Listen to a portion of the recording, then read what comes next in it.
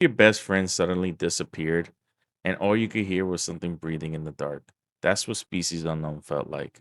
And in this game, I had so much fun with my friends, and I was so surprised by the amount of depth and detail that the devs took in creating this game. This isn't really a review of more, it's more like my experience with the game. And I could tell right from the jump, there was a lot of inspiration from Alien Isolation, a game that I truly love as a horror survival game. And in this game, you can do that with your friends, which was really, really appealing to me. You can play this game 1 to 4 players, co op, of course, and it's in an abandoned ship, and you're always dealing with an unknown creature. Now, each creature is randomized for now, at least from what I could tell.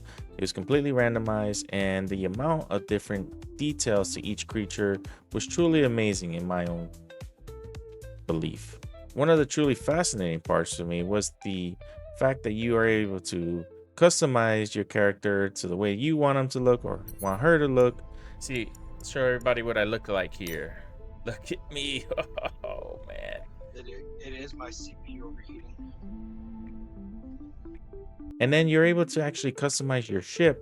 Then they had upgrades to your person, like if you want more health, if you want more stamina, if you want your map to be better, and then you get to upgrade your weapons. Well, right now there's only one weapon that you get to unlock, but you do find weapons amongst the map, which I found really cool. And it gave another aspect to search and explore this big ship that you get to find.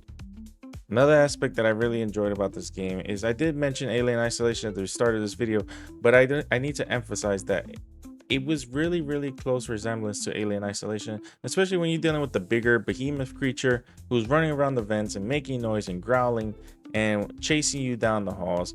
It was really a fun time, and I really liked the lighting and the space feel, the tech. All of it felt like futuristic, and for a small developing studio, I was highly surprised by this game. Unlike some kind of friend games, this one didn't feel as goofy as some other friend games. This one felt more serious. It has cinematic like trailers for the entry and the exiting. There's the beautiful spaceship we're landing on, or is it a station? I don't know. My CPU is Which to the devs, I recommend you guys end up having a skip scene for that because it will get old later, but still I highly enjoy them and I haven't gotten bored of them yet. One thing I will recommend, that I will warn and recommend to the devs, is the puzzles got to be mixed up a little bit. Once it's like if you go towards the back of the ship, you're going to see the pipe puzzle. If you go towards the crew quarters, you're going to see the key card puzzle, and on the other side of the ship, the science lab, which I haven't been to yet, I'm going to be honest, because I haven't unlocked it yet, but that's going to bring me back to the game.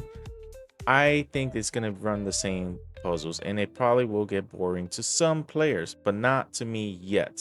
Now, in order to help combat some of that, there are different difficulties for the missions that involve you having to have no explosives that you can use. You start with no pistol, the power starts on, things like that. And it does add an element of difference when you are playing the game. Now, you can play this with your friends for a few hours before you probably like, hey, let's jump off. But in those few hours, you will have a blast, especially if you're playing with other people and those who are not so brave.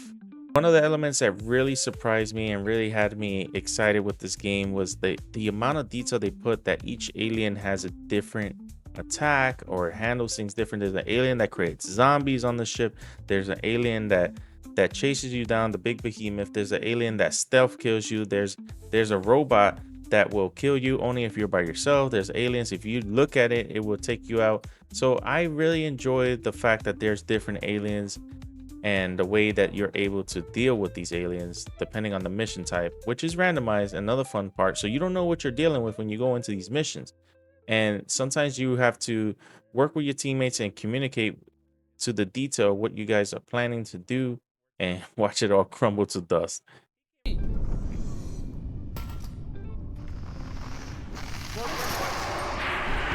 Ah, AJ! I'm Hasn't dead. attacked you this whole game. Don't even. I died. Again? Yeah, I died. He jumped on me. He jumped on me while I was trying to help you. Now, if you're into horror or you're into these friend game type style games, I can highly recommend Species Unknown. For the price alone, you're definitely getting a lot of content for this. So I highly recommend, if you're a especially if you're a Phasmo fan or Alien Isolation fan, this is a game for you.